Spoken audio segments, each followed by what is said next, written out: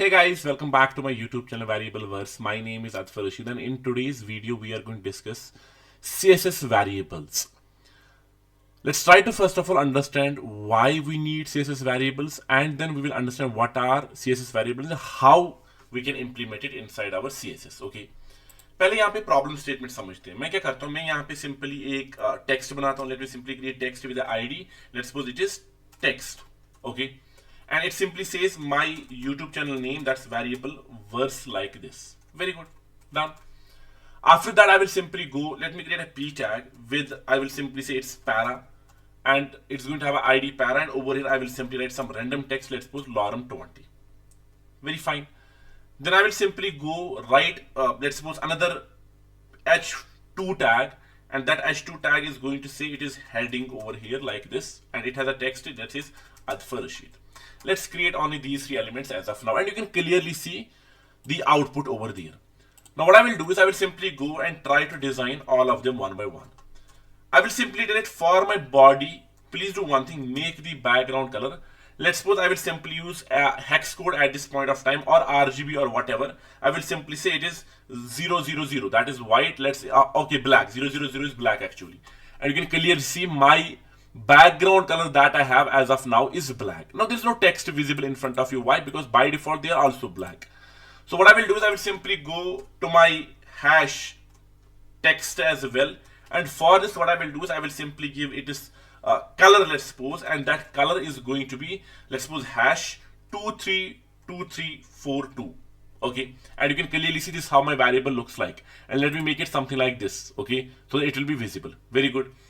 After that, what I will do is I will simply target my hash. I will simply go my para tag, and for that I will simply say my color that I am implementing is hash 912021, whatever the color is, right? And you can clearly see now it's visible over there. Then I will simply target my heading as well. And for this, I will simply implement color over there. And let's suppose color is 9191D5, and you can clearly see Atfar is visible as well. अब यहाँ पे हम समझते हैं कि problem कहाँ पे आएगी. इवेंचुअली वी ऑल एग्री कि ये जो वेबसाइट मैं बना रहा हूं इसमें खाली 3 टैग्स नहीं होंगे, मैं इसको स्केल करूंगा, स्केल अप करूंगा, राइट? इसमें 100 टैग्स, 200, 300 टैग्स एटलीस्ट मिनिमम होंगी. अब मेरी रिक्वायरमेंट जो है वो ये है कि मैं इन्हीं कलर्स को यूज करूंगा throughout the web page, या डिफरेंट भी करूंगा, but it will be simply related to each other, है ना?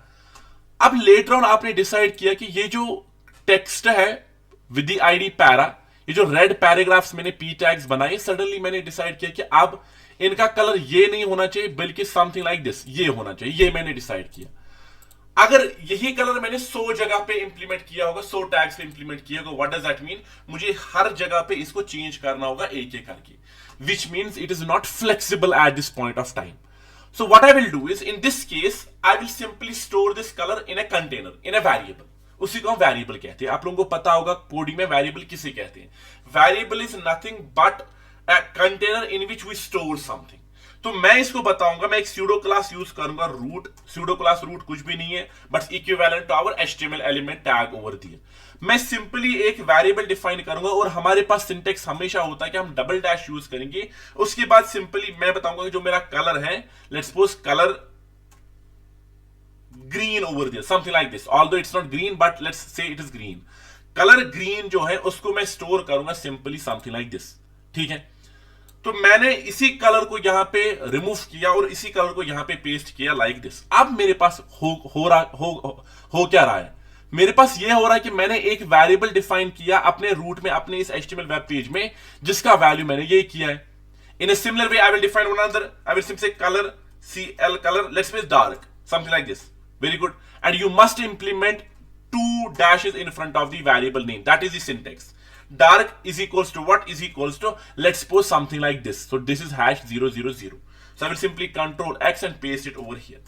इसी तरीके से मैं एक और वेरिएबल यहां पे डिफाइन करूंगा colour, and then let's suppose colour over there, let's suppose it is somehow light blue, right? Something like this. And what I will do is I will simply paste this colour over there. ठीक है, अब यहां पे मैं इसको यहां पे paste करके इस तरीके से यहां पे बनाऊंगा. अब मुझे यही कलर यहां पे भी नहीं चाहिए, तो मैंने किया क्या? मैंने सिंपली यहां पे 3 वेरिएबल्स अपने इस रूट एचटीएमएल में क्रिएट किए और उनका वैल्यूज ये रखा. तो जब भी मुझे अब इन वैल्यूज, इन कलर्स की जरूरत है अपनी वेब एप्लीकेशन में, instead of writing the hexadecimal code of that colour, I will simply use var and then उसके बाद उसी कलर का नाम, so I will simply say colour dark. तो आप देखोगे ये भी इंप्लीमेंट हो रहा है। और उसके बाद यहां पे जो कलर है इसको इंप्लीमेंट करने के लिए मैं करूंगा var और उसके बाद ब्रैकेट में मैं वो सिंपली कलर पेस्ट कर दूंगा, let's suppose it is colour green and you can clearly see now colour green is implemented. तो जहां जहां पे आप मुझे यही कलर चाहिए मैं इसको करूंगा सिंपली var और उसके बाद डैश डैश कलर ग्रीन, इस तरीके से, है ना। और जहां पे मुझे डार्क ब्लू चाहिए होगा मैं करूंगा var and then simply what is the other color? The other color I have is light blue, so I will simply say color light blue over there। और उसी तरीके से वो इंप्लीमेंट हो रहा है। अब जितने भी आपके पास टैग्स होंगे, चाहे 100 होंगे 200 होंगे, जहां पे भी आपको ये वाला हेक्स कोड चाहिए, आपको ये हेक्स कोड लिखने की जरूरत नहीं, आप सिंपली उसी वेरिएबल को कॉल कर सकते हो और ये इंप्लीमेंट हो जाएगा। अब हमारे पास इसकी एडवांटेज, सबसे इंपॉर्टेंट एडवांटेज क्या है? लेट्स सपोज हमारे पास 200 टैग्स ऐसे हैं जिसपे मैंने, या 200 तो ज्यादा हो जाएगा, लेट्स सपोज 50 टैग्स ऐसे हैं जिन पे मैंने ये कलर इंप्लीमेंट किया है।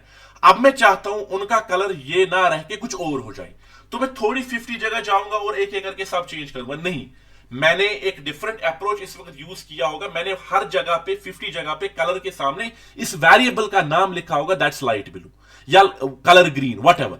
और अगर मैं यहां पे अब कलर ग्रीन को चेंज करूंगा जो भी मुझे चाहिए, ऑटोमेटिकली ये हर जगह अब चेंज हो जाएगा and you can clearly see. That's what we mean by CSS variables over there and you will use it very often। इसकी एडवांटेजेस काफी ज्यादा है जब आप एक high scale application, web application पे काम करते हो। तो इसका syntax simply and dash dash then the variable name, whatever variable name you want to set, depends करता है आपकी रिक्वायरमेंट पे।